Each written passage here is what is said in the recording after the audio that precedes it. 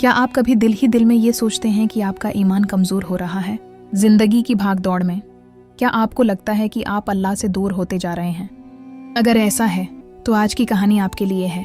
हम एक ऐसी लड़की की कहानी सुनेंगे जिसने अपने ईमान को मजबूत करने के 5 उसूल अपनाए और अपनी ज़िंदगी बदल दी। आयशा एक आम सी लड़की थी जो एक छोटे से शहर में रहती थी। वो दिल से एक अच्छी इंसान थी, मगर उसका ईमान कभी मजबूत तो कभी कमज़ोर होता रहता था।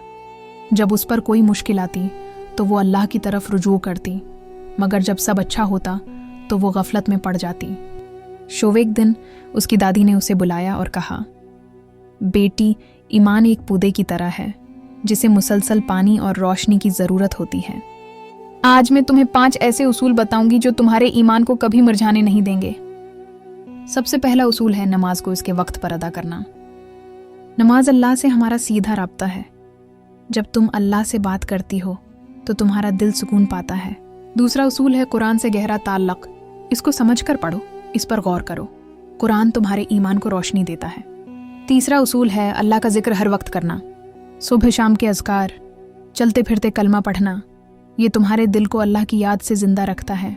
चौथा उसूल है नेक और साले लोगों के साथ रहना। अच्छे दोस्त तुम्हें नेकी की तरफ बुलाते हैं और बुराई से रोकते हैं।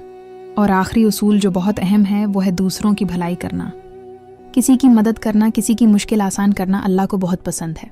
दादी की नसीहत सुनकर आयशा के दिल में सुकून उतर गया। उसने उन्हीं उसूलों को अपनी जिंदगी का हिस्सा बना लिया। वक्त गुजरने के साथ आयशा का ईमान एक मजबूत चट्टान की तरह हो गया। वो हर हाल में अल्लाह का शुक्र अदा करती और हर मुश्किल का सामना सब्र से करती। नबी करीम सल्लल्लाहु अलैहि वसल्लम ने फरमाया, ईमान की एक शाख हया है। सहीह मुस्लिम। आयशा ने न सिर्फ हया को अपनाया बल्कि उन तमाम उसूलों पर अमल करके एक बेहतरीन मुसलमान की मिसाल कायम की। तो दोस्तों, ये हैं ईमान को मजबूत करने के वो 5 उसूल जो हमें हमेशा अल्लाह के करीब रखते हैं। अगर हम उन पर अमल करें तो कोई भी तूफान हमारे ईमान को हिला नहीं सकता।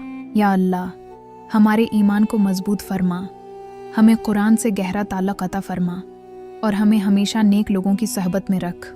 आमीन।